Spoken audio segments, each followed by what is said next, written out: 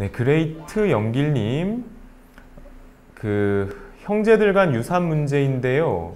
기여도라는 기준을 어떻게 정하나요? 라고 하는데, 기여도를 정하는 방법은 이렇게 일률적으로 나와 있는 건 아니에요.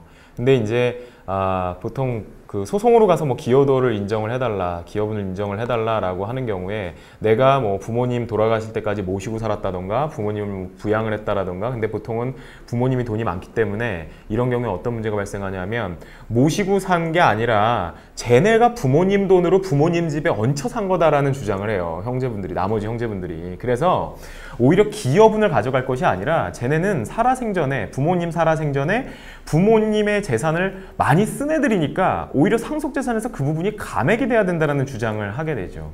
예, 그런 문제가 발생을 하게 됩니다. 그래서 기여도 기준을 산정하는 것은요, 실제로 정말 얼만큼 기여를 했느냐, 이제 그런 부분에 대해서 얘기를 하셔야 될 것 같아요. 자, 또 볼게요. 여름의 향기님, 사촌 동생이 중학생입니다. 여자친구와 관계를 하게 되었는데 그거 소문이 퍼지게 되면서 학교 상담사와 여자친구와 상담을 하게 되었는데 여자친구가 강제로 했다고 증언했대요. 그래서 경찰서 가서 그대로 증언하고, 반면에 제 사촌 동생은 변호사도 없이 경찰서 가서 두루뭉술하게 진술했나 보더라고요. 예, 성폭행으로 고소했다는데 카톡상으로는 여자친구의 동의가 있었다는 증거가 있는데도 처벌받나요? 라고 하셨는데요. 그 카톡의 내용이 뭔지 이제 정확하게 제가 보질 않았기 때문에 확답을 드리기는 어렵지만, 그 동의를 한 관계라면 처벌받지 않죠. 당연히 처벌받지 않는데, 지금 여자친구가 뭐 이게 모르겠습니다.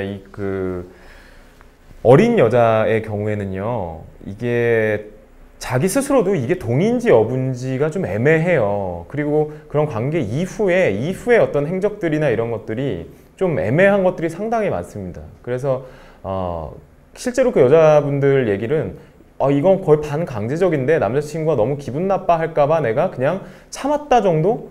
예, 그렇게 진술을 많이 해요. 그럼 그건 강제로 한 것이거든요. 근데 또 남자 입장에서는 큰 어떤 저항이 없었으니까 그냥 당연히 동의한 걸로 이제 또 생각을 할 수도 있다는 거죠. 그러니까 그게 서로의 어떤 생각과 의견 차가 있어요. 근데 이제 이게 자식들 문제에서 끝나는 게 아니라 이제 부모님들의 문제로 본다고 할 것 같으면은 이게 난리가 나는 거죠. 그러니까 그렇게 돼서 입건이 되기도 하는데요. 이게 정말 억울하게 여자친구가 동의하에 했음에도 불구하고 좀 뭐 말을 잘못했다고 해야 될까요? 그렇다 그러면 자기가 가지고 있는 증거를 통해서 내가 강제로 하지 않았다라는 걸 이제 입증을 해야 돼요. 근데 카톡이나 이런 것들이 이제 뭐 동의하에 했다라는 게 나온다면은 여자친구가 도대체 왜 그렇게 진술을 한 것인지 또 수사기관에서 다시 되물어요. 되묻는데 그 카톡의 내용이 신빙하기 어렵다라고 판단이 될 때는 그 여자친구의 진술이 더 먼저 증거로 채택이 될 수도 있습니다.